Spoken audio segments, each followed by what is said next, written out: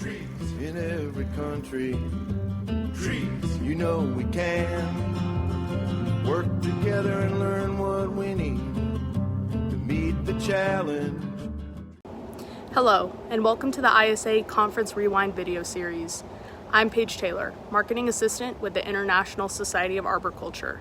Today, ISA is excited to bring you a presentation by Andreas Detter on applied tree statics and visual tree inspections. This presentation was originally given at the 2022 ISA Virtual Conference, so the views seen here are those of the presenters. So if you're interested in learning about pull tests and methods of assessing a tree's likelihood of failure, I expect you will like this presentation. Now sit back and enjoy. Hello, my name is Andreas Detter from Germany. I'm speaking today on work with tree statics, lessons we learned from performing pulling tests, especially with the focus on applications in visual tree inspection for people who do not necessarily apply the static load test method. This presentation goes back to my work with Professor Dr. Stefan Rust of the University in Göttingen, where we did research in tree biomechanics in the last years, and also to the experience of other members of the Tree Consultants Experts Group Tree Statics, SAG Tree Statics. I'm the chairman of this organization, and people gather in this association to share their experiences with engineering approaches to visual tree assessment, basically. So I'm trying to form a bridge between the visual assessment of trees and the pulling test method, which is one of the methods that we have for advanced tree assessment to assess the stability and fracture strength and the likelihood of failure of trees. So in visual assessment, I want to focus here on assessing the likelihood of failure. You're all aware of the fact that tree risk assessment is more than just assessing the likelihood of failure, but all the other parts that consider the target and the severity of the results of an accident are left aside. So we focus on the aspects that give us an idea about the likelihood that a tree or parts of the tree may fail. And the pulling test method focuses on the tree biomechanics, basically. So when we perform a pulling test, the method itself aims at assessing the load that the tree is exposed to in a storm and the strength that the tree has to withstand such loads. For a full picture of the likelihood of failure of a tree, that's not enough. We also have to take into account tree biology and the biology of the pathogens, especially when we talk about the long-term perspective that a tree has to retain its stability, or a degradation, a decline of the tree and its increasing likelihood of failure over time. So we get also, when we carry out pulling tests, we also get information that helps us better understanding how trees are able to compartmentalize and compensate damages by growth, by adding new layers of wood. And we also get some information on the biology of pathogens and how they, as they decay the wood and spread within the wooden body, may affect the stability of a tree and the likelihood of failure. So I will try to give you some ideas, some lessons that we learned from looking back on a long time of performing pulling tests and many, many trees that we tested. Basically, this idea came up when a colleague of mine said, can you not give me some more information on how a specific fungus, for example, Kretschmeria, Ustulina, as it's often called as well, how it really affects the stability of trees. Everybody talks about Kretschmeria being a big threat to tree stability, but you may have data. So I thought, well, actually, yes, we do have data. We just never used it. And that is the basis for this presentation here. Just to give you a quick idea what the pulling test method is, in case you haven't had contact with it, had never seen it. The basic idea is very simple. When you have a tree that has a problem, it may be decay in the stem, it may be decay in the roots, it may be severed roots. Basically, you try and find another tree, or you use a lorry as a ground anchor, and you basically exert a force on the tree that you want to test. So we are artificially loading the tree, we're exposing it to a bending moment, and we record the force that is applied to the tree. The very early forms of the pulling test used just the force meter and a microphone attached to the tree. So when the first cracking sounds were heard, that was the strength that the tree had before the test. Afterwards, it may not have had the same test. So today, the method is a bit more sophisticated. We have high-resolution instruments that allow us to test the tree in the non-destructive range, so without causing any damage. And it allows us, while we are applying the force, to constantly monitor how the tree responds. And of course, we're monitoring the weakest spots in this test. For example, with the elastometers, we're able to record the change in length of the fibers. As we bend the tree to one side, the fibers are compressed on one side, the fibers are stretched on the other side. And this change in length we can record with a resolution of 1/10,000th of a millimeter and with an accuracy of 1,000th of a millimeter. And at the same time as the stem bends, force is also transferred into the root system, and the entire root system starts to rotate. And we can record this minuscule rotation to a level of 1,000th of a degree change in inclination. So we can very precisely measure the response and make sure we're not overloading the tree. And the data that we gather from this test allows us to estimate how strong the tree is, the strength of the stem and the anchoring strength of the root system. And we are stopping the test at very small degrees of response. So the inclination, the maximum that we do is 1/4 of a degree. And usually we stop the test at 100 or 200 micrometers of change in length of the fibers. So 0.1 or 0.2 millimeters change in length over a base length of 20 centimeters. So it's very, very small changes that you would not be able to see with the naked eye and that don't do any damage to the tree's structure. This is an example of where the instruments are located. At the base of the trunk is the inclinometer, and along the stem at the areas of interest where we suspect weak spots, we place the elastometers. The result is the data of the actual test. This is the data of inclinometers. You see the little dots there. We are using curves to illustrate the trend of this inclination versus the force. The force is in the vertical, so to say, and then the green, the gray, and the red areas, they are the overlay of our test with the assessment of the wind load. Because what we need, on one hand, is an assessment of how strong the tree is, and on the other side, we need an approximation of the load it is exposed to.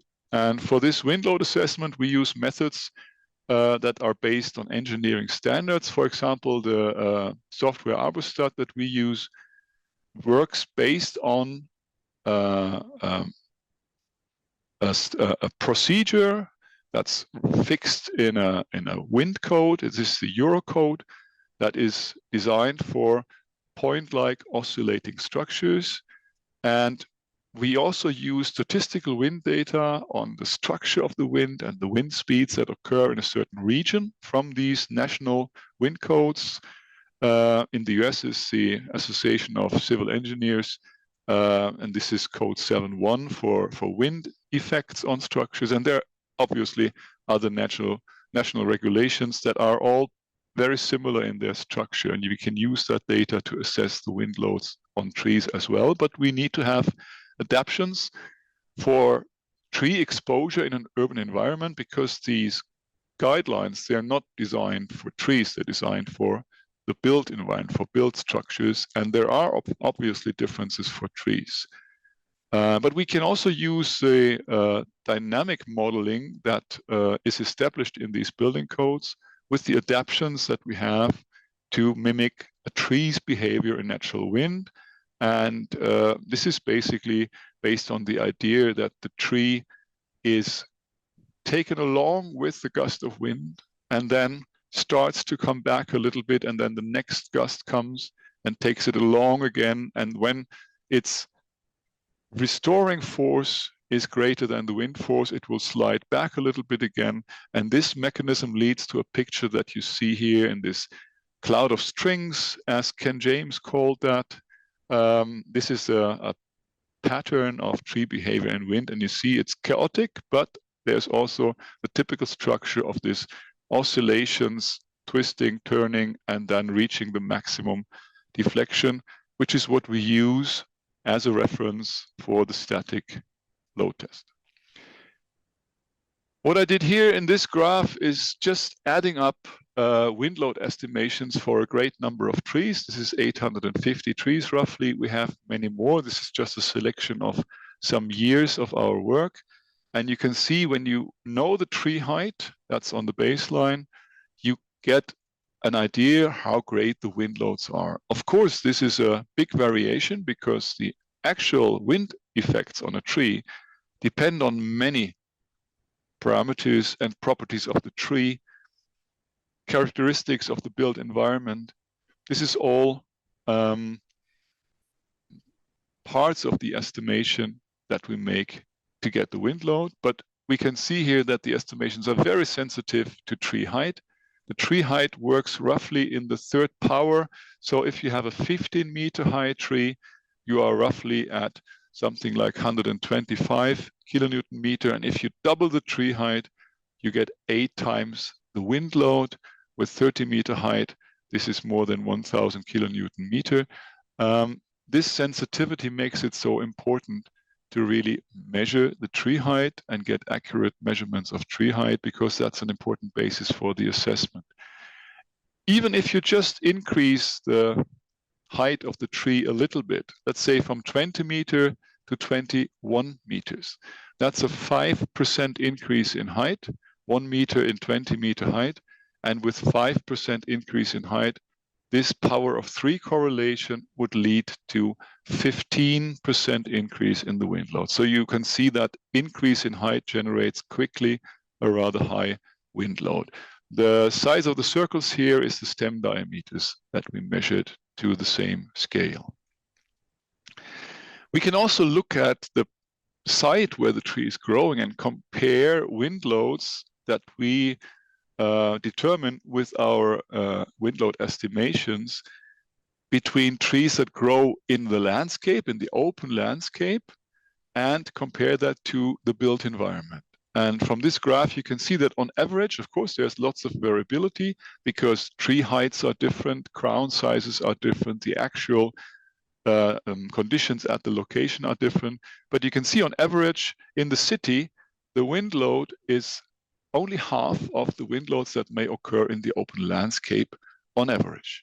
And that is again interesting for your assessment of the stability of trees and the visual assessment, that you can keep in mind that trees in the city environment will experience much lower wind loads than the trees in the open landscape. If they have the same size, similar crown shape, you can make that comparison. In general, the wind load side is only one part of the picture, but we know that trees stop to grow at a certain age in height. So the tree height will not really be increased a lot as the tree has reached a certain age, and by their biology, trees never stop to grow in diameter. Every year they put on a new layer of wood, so they generate a surplus of strength. And I've done a presentation last year on the online ISA Congress with a similar content on this idea of assessing this reserves of strength, this initial strength of trees when we assess the stability of trees with simple strength loss approaches. So also trees are able to increase their strength even when they have damages, and when the wind load doesn't change anymore or not change significantly anymore, this regeneration is very effective, and also very old trees are even able to reduce their height, which we call retrenchment, so that the stem can actually experience a great degree of damage like you often experience in very old trees, because at the same time the wind load will be reduced as the tree loses height, loses parts of the crown, and forms a new, less high, a lower tree crown that is vigorous and then can still be supported by the stem. The assessment methods that we have for this are simple methods like the SIA method, tree calc. You may have come across that. You can try these methods out if you like with this promotion code to get you free calculations for tree calc. The SIA method is for free. You can do that on the internet. Tree calc has more options, has a different approach in the wind load assessment, so there's more variability for you to change the data. It's also in imperial units available, so that may be helpful for some people. But you have to pay for that. It's roughly like €2 per calculation that you would have to pay to do that. It allows you to assess the basic safety of the stem, so how much safety reserves the tree has gathered in its life, and also allows you to analyze strength loss due to decay in the central part in the stem. The basis of the shapes that we use here, the crown shapes that we use in tree calc, can also be compared to the analysis that we've done when we carry out pulling tests. We analyze the wind load on the basis of a picture of the tree. We draw an outline of the crown, and this is an overlay of 60 crown outlines of just one genus, Tilia, and you can see it starts to level to some certain shape, which is a typical shape that we also have available then in tree calc. Don't misunderstand this picture. It doesn't mean that I'm implying that you should prune Tilia trees to this shape that we use. It's a generalized picture that allows us to base our calculations on this typical shape. But of course, tree crowns have a great variability of shapes, and that's good. We don't want you to observe something in nature and then shape the nature after your generalized idea. This is another analysis of these wind load assessments. It looks at the center of gravity for this wind load action on the tree, and you can see that there is a variability of the height where this center of wind pressure is located in the crown. It's a theoretical value, but looking at this, it's obvious that we have an average height of 60% of tree height, roughly. So there's a general understanding that you would like to place cabling systems at roughly 2/3 of the tree height. So looking at this graph, it allows you also to vary the actual height of the cabling system, because the center of wind pressure can be as low as 45% of tree height, but can also be as high as 75% of tree height. And when the crown shapes allow for that, it is of course a big advantage if you can put the cabling system higher up in the tree, because the higher the lever arm length, the lower the forces that will be acting on the cabling system. With the pulling test method, we also get a different approach a little bit to how trees deform when they are exposed to forces. If you do a lot of pulling tests and you are actually pulling on the tree with a certain force, you can feel when you're working on the winch, as the tree is bending, the more it is bending, the more force you have to apply, because as the force is applied, the tree generates what we call a restoring force as a response to the force acting on the stem. As it bends, the more it bends, the higher the restoring force and the higher the force you have to apply. So there is, in a way, a correlation between the applied force and the deflection of the tree, how much it bends. And this correlation helps us, or is maybe helpful for understanding how cabling systems work. Because when there is not a lot of wind, the wind force acting on a stem will cause it to bend. And this is equivalent to a certain restoring force, where actually the tree is able to stop the movement. The wind acts on it and it stops the movement by generating a sufficient restoring force to balance the wind effect. When there is a lot of wind, then the stem has to deflect a lot to allow its fibers to build up a restoring force that is able to balance the wind force. And in the end, if the wind force is too high, the deflection will be too high, the compression in the fibers will become too high, and that will initiate tree failure. Now, when we apply a cabling system and we are using a rigid cabling system, we are restricting the stem's ability to bend. So when we have high wind forces, only very little bending will be allowed, because the rigid cable will stop the tree from bending, which means that the amount of restoring force is limited, because that's directly correlated to the amount of bending that we have. And we will have to use a high rope force to replace the force that we don't allow the stem to do when we restrict the bending.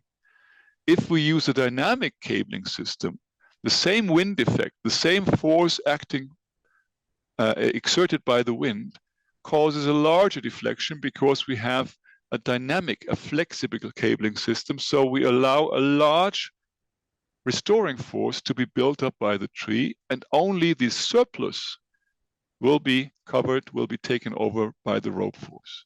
Now, of course, the secret is to stop the movement of the stem before failure will be initiated. And this is how we have to design the cabling system, to allow enough flexibility in the stem to build as high as possible restoring force, which is limited by the residual strength of this stem that we are cabling, of course, and stop the movement before the failure will occur. And there is experience necessary to do that. There's guidance necessary to do that. But this is how dynamic cabling systems work, even when their strength is much lower than static steel cabling systems, because we are able to use the tree's own strength to replace some part of the strength that we would otherwise need in the steel cable.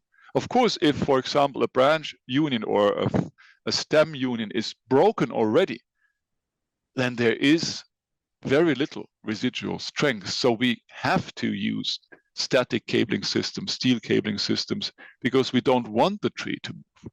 But if it's just a fork that we're worried about, that we are not sure whether it's strong enough, or whether this leader has some decay where we want to limit, so to say, the response, the deflection that it will experience in wind, then the dynamic cabling systems are a good choice. This is a graph that's generated from pulling a tree to failure. And this is from the Tree Biomechanics Research Week in 2010. And at that occasion, I would like to thank again all the people who've made this possible, this great event. I hope it will be continued in the future. We had a chance to pull this London plane to failure, and you can see we measured trunk deflection and the force. And this is a picture of how trees are actually breaking, because they don't break at once. And that's what we also can use in the cabling systems. We can restrict the movement to this part of the graph where we have a linear correlation, where everything is elastic and reversible. We have to avoid exceeding the proportional limit when the first fibers on the compression side will be crushed, and the ultimate failure is still far away from the loads that we have as a reference for this proportional limit. We call that primary failure versus the ultimate failure. And what happens at this proportional limit is what we looked at in the lab by bending green stems beyond this proportional limit and then really cutting up the surface on the compression side. And we could show that as the proportional limit is exceeded, the first fibers on the compression side crush. We've got these buckled fibers. On the microscopic level, this is visible. You don't see that with the naked eye, but if you look at it under an electron microscope, you can see that the originally straight fibers are now sideways deviated. You're looking at the surface of the trunk. So this is a tangential cut. We're scratching off bit by bit the wood from the outside of the stem. And there you can see the deviations of the fibers. And when you look at it at greater magnification, you can see that there is really cracks in the wood rays. There is buckling in the cell walls. And you can also see horizontal cracks in the cell structure. But this is the compression side. Remember, on the compression side, we get horizontal cracks in the microstructure. Now you can imagine when you load that same section in tension again, these cracks will propagate through the material. We also have longitudinal cracks between the vessels and the fibers very often in the cell walls. So on the compression side, we get these micro cracks. They are permanent, unreversible changes in the structure. So this tree is actually has exceeded its strength limits, even though it's not broken. When we evaluate the tests that we've done on many trees that we broke basically on purpose, and we recorded the loads that were necessary to exceed the primary failure point, then we can also reference this to the standard tables that we use in the pulling test method, and we can see that the range of data in the so-called Stuttgart tables, which are often used for the pulling test method for the evaluation of strength, they are actually very well within the values that we find for those species. This is just 6 species out of many others.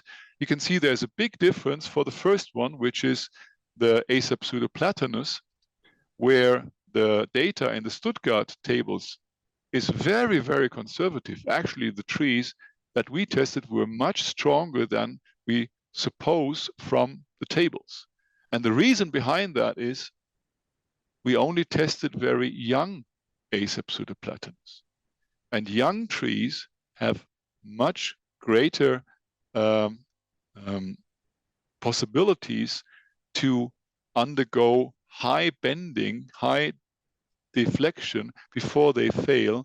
So if you apply the standard values from the Stuttgart tables to young trees, you will very much err on the side of caution. Whereas with the other ones, you're still on the side of caution, but not to such a large degree. So young trees must be treated differently. And this is one of the experiences also that you can take home for the visual assessment, that young trees can withstand much greater loads than we would expect and much better deal with the large deflections than old trees. This is actually also true for the anchorage, for the anchoring, for the root systems, where we also have data that show that young trees have much more flexibility in their root system than mature trees, and all that allows them to really be stable with less material, so they can focus on growing in height and don't have to develop their root system and their stem to the same volume that older trees are able to do. Also, you can see, not in this graph, but I'd like to state that the data from the Stuttgart tables are very well within the range of other tables for green wood. They're very well comparable. So this is data that is used for the pulling test frequently. If you exceed the proportional limit, if fibers on the compression side buckle, the tree is not broken. It is still standing and biologically will survive, and it responds to these micro cracks by the formation of what we call Wulstholz, which can be translated to bulge wood. This is a German term. I've never come across an English term for this formation of a certain form of reaction wood.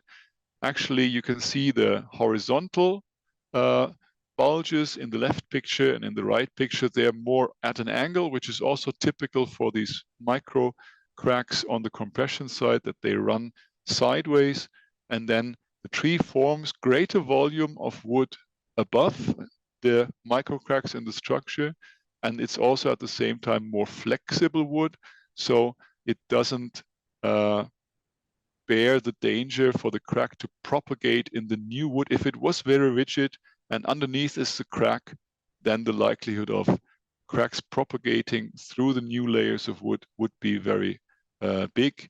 We know that from other material that things like that can happen. So this Wulstholz accommodates for the greater flexibility of the cracks in the structure and is able to restore the original strength. I find it quite relaxing that whenever you see bands of new wood along the stem, be it on the left side here at an oak tree, you see a wide band of strong increment growth, or here on the right side, woundwood next to a cavity, you see these bands of strong growth. All the literature actually agrees that this is a sign of successful compensation. It doesn't indicate failure processes that are still ongoing and wood failing. It is the successful compensation in many cases of these buckled fibers, but like in the oak on the left side, there's not a failure underneath at all. This is just an anatomical feature that you find very often in oaks. Also, you may find locally increased growth along what we call cambial bridges that connect the root and the stem. And of course, you see woundwood, which is also a form of compensation. And we carried out tests on trees that look like that have woundwood, that form these strong growing cambial bridges. And when you test them, you find that actually in the pulling test method, we can show that this woundwood or the strong growing parts of the stem are actually able to restore the strength, to compensate for the loss in strength in many, many cases, especially when the trees are really vigorous. This is a typical thing that we experience. And this is one case study again from the Tree Biomechanics Research Week. We tested a tree that had a basal decay, you see that in the picture, and radial shear cracks from the base of the trunk running up the trunk. And when we bent this tree, we tested again with the elastometers how much strain we get in the fibers, how much the fibers deform at different heights. So at the base with the large cavity, then the second highest one with the radial crack, and the third as well. And then on the top, the one is in the undamaged area. And we can see that from our test results, all these sensors give us a very, very similar strain reading. So the idea that's now published also in scientific literature, that trees don't necessarily level out stresses, but level out the strains. So the tendency in the tree is to get to a state where the fibers are stretched or compressed to a similar degree all over the length of the trunk. This is something that we can confirm from the pulling tests, and the tree broke well above the damage in an undamaged section in the end. This view on tree stability that we get from pulling tests is something that can help you also in your visual assessment. The formation of buttress roots can fully compensate for central cavities. We've called this the Eiffel Tower strategy. The Eiffel Tower in Paris that is on wide spreading legs, is situated on wide spreading legs, and the central part is empty on the Eiffel Tower. And in this picture that you see here, you have a tree that somehow looks like the Eiffel Tower. And actually, when we measure the pulling test, when we measure the strains in the fibers, here is where we get the high deformations. Here is where the stresses are really concentrating, where under the stress the fibers deform, where you measure the maximum response of the fibers. If you put an instrument here or here, you will not measure any deformation when the tree is loaded in this direction. So these parts that are actually missing in this tree are not the ones where we really would have the load dissipated into the ground, but rather in the periphery. And that allows the tree to remain stable despite a large degree of cavity on the inside. This is now about the uprooting process. This image shows you the current state of the knowledge, I would say, how trees fail when they uproot. We have this knowledge already since the 80s, but our studies where we uprooted the trees confirm that, but also when we just pull the trees in the non-destructive range, we see a similar behavior of a hinge point or a hinge on the leeward side, where the root system does not sink into the ground because the ground is very resistant to compression. But if the tree wants to start and increase its lean, if the tensile roots want to come up, here at that hinge point, you have to overcome the strength of the roots that are located here. And that's a section very close to the stem. And I've got this little film here to illustrate that.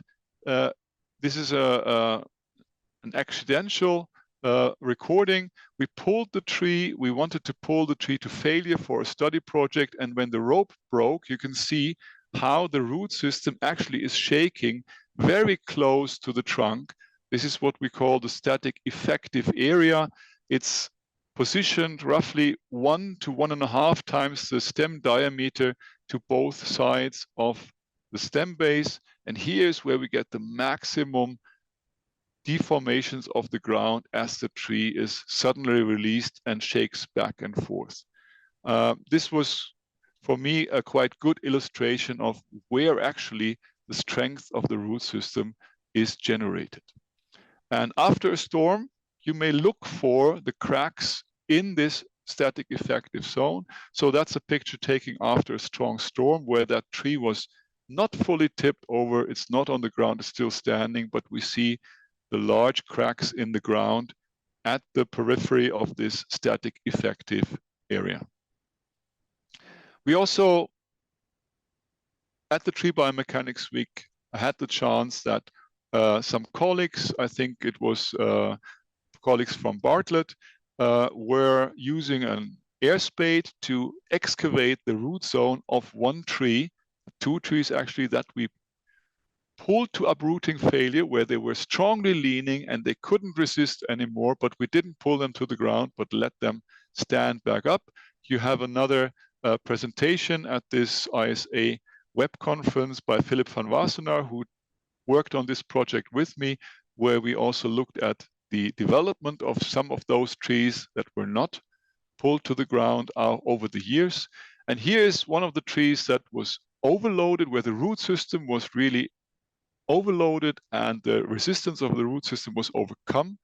And you can see we pulled the tree to this side, and in this hinge zone is where the root is damaged. The surface, the upper surface, is damaged by compression, so that the bark was actually detached by the strong compression of the fibers, and it is cracked from the underside and cracked along the axis because of the overloading. And if now you want to apply that to visual assessment, this hinge area is where you may look for damages, where damages to the stem have a large impact on the stability of the tree.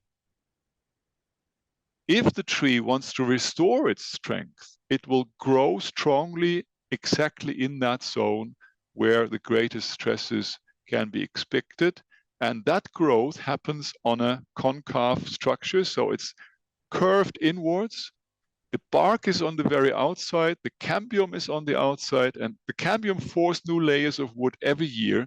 And if there's a strong increment growth, the outer parts of the bark are always pushed aside. And the distance from one of the upper red dot to the lower red dot gets shorter every year. The shortest distance would be the direct connection. So as the tree grows in this region, unavoidably, there's a lack of space, and this effect may cause bark folds, and they're often suspected to be a sign for failure. Actually, it's a sign for strengthening, for a response of the tree to increase its stability in the ground. You find the same thing on the underside of branches. If there's a strong growth on the underside of the branch, we call that supporting wood. Then in this concave structure under a branch, you have the same effect of bark folds to occur. And this is the last example that I wanted to show you on Kretschmaria and its effect on the strength of trees. We did an analysis of all the trees in our data set and compared the initial safety that's just derived from how great the diameter of the tree is compared to its size and sail area, and compared that to the actual measured fracture safety and tipping safety from the result of the pulling test. And if you look at all trees, you can see we always, or nearly always, test trees that have a problem. We don't perform pulling tests on trees that don't have any signs of decay or damage or cut roots. And over a large number of trees, you can see that the fracture safety, the safety of the stem against fracture, and the tipping safety, the safety of the root system against uprooting, is on a similar level, and it's lower than the original strength due to the decay.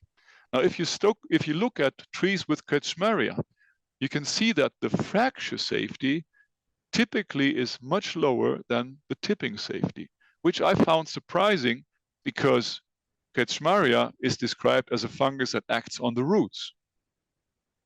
So I would have expected the tipping safety to be lower. But you have to keep in mind that we position the elastometers to measure the fracture safety at all heights of the stem, so also at the very base. And Kretschmaria generates a decay in the base of the trunk originating from the roots. If it's only in the root system, its effect is different from when it enters the stem base, the wooden parts that are actually part of the stem. And you can see this effect also in this last graph that may confuse you completely. I'm sorry for that. But what it wants to show you is basically only that the fracture safety, when you have Kretschmaria in the tree, the fracture safety may change independent on how large the diameter of the stem is. The basic safety is not a good indicator for the fracture safety of the tree when you have Kretschmaria, but the tipping safety varies very much with the basic safety. So the lesson from that is, if you have a fungus from the root system that originates from the root system into the base of the trunk and can spread rapidly into the sapwood, which is what Kretschmaria is known to do, the tipping safety is basically correlated somehow with the initial safety that the tree has. So if there's one root that's damaged or two roots that's damaged, it depends on how strong the overall anchorage was, how much resistance you still have against uprooting. But the fracture safety may change completely independent of the basic safety if the fungus is able to grow through the ring of sapwood that would support the tree. So the changes are more unexpectedly on the fracture safety than on the tipping safety. As a consequence, in the pulling tests, we will always measure the strain of the fibers with the elastometers and the inclination of the root plate with the inclinometers in order to really get the full picture of how safe this tree is against uprooting or fracture, how great the likelihood is of failure, and then both of these methods link together and give us a good picture. And this is what I wanted to show you about the pulling test method. Thank you for listening. I hope you can get some advantage from these lessons for visual assessment. Thanks for your attention and hope to see you again soon. Trees in every country, trees, you know we can work together and learn what we need to meet the challenge.